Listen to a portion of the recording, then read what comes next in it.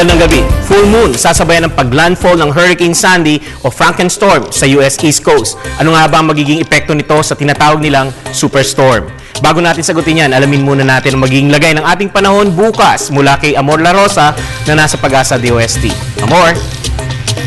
Salamat, Professor Edmond. Magandang gabi, Pilipinas. Live mula dito sa Pag-asa Weather and Flood Forecasting Center. Ito na po ang latest sa lagay ng panahon. Umiiral po ngayon sa ating bansa ang Northeast Monsoon o hanging amihan na makakaapekto po yan dito sa Northern Luzon. Magandang balita po sa lahat, naglabas na ng weather outlook ang Pag-asa para sa paggunita ng All Saints at All Souls Day. Sako po ng outlook na ito ang petsa mula ngayon, October 29 hanggang sa November 4, 2012.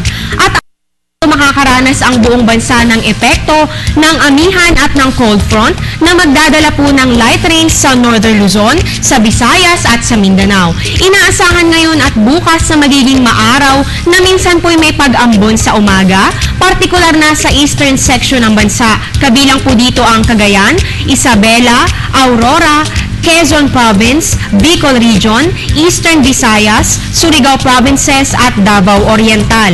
Habang ang National Capital Region naman po, Southern Luzon at ang buong Visayas ay magiging mahangin, kaya naman po pinag-iingat ang mga babiyahe at maglalayag sa dagat. Sa October 31 naman hanggang sa November 4 naman po, ang Northern Luzon ay magkakaroon pa rin po ng magandang panahon sa October 31, pero pagdating naman po ng November 1 hanggang sa November 4, 2012, asahan po ang light rains dyan dahil sa epekto ng cold front.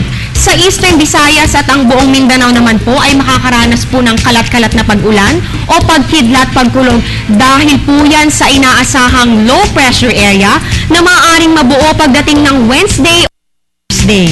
Ang Central at Southern Luzon naman po kabilang po ang NCR at ang natitirang bahagi po ng Visayas ay magiging sunny na meron pong kaunting pag-ambon sa umaga. Wala naman raw pong inaasahang bagyong mabubuo sa outlook period na ito. Pero maaari pa pong magkaroon ng mga pagbabago dito, kaya antabayanan po ang mga updates mula sa Pag-asa.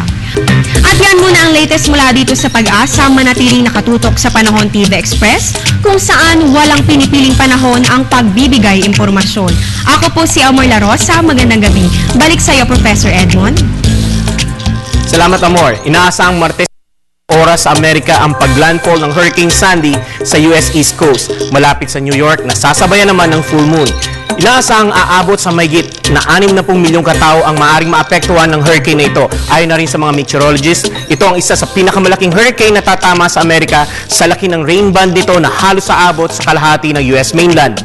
Ang lakas ng hurricane o bagyo ay sasabayan ng full moon na magbibigay naman ng mas malaking pinsala kumpara sa ordinaryong hurricane lang. Sa Caribbean pa lang, umabot na sa halos 60 katao na ang namatay o nasawi sa hagupit ng Category 1 Hurricane Sandy. Ito ay katumbas na rin ng signal number 1 dito sa atin. Sasabayan pa ang pagpasok nito ng severe winter storm na dala ng mid-latitude trough na siyang magdadagdag sa lakas nito. Kapag full moon, dito magaganap ang highest high tide every month. Kapag sinabayan pa ito ng storm surge na dala ng Hurricane Sandy, mas tumataas ang alon sa coastal waters nito. Bihira kasing mangyari ang ganito. Resulta, mas malalaking pinsala ang idudulot nito sa mga coastal areas at malawakang pagbabaha rin sa mga lugar na malapit dito. Inaasahang aabot sa halos 3 meters ang taas ng mga coastal waves na inaasahang East Coast kapag sumabay ang pagpasok ng Hurricane Sandy sa lupa at ng high tide naman na dulot naman ng full moon.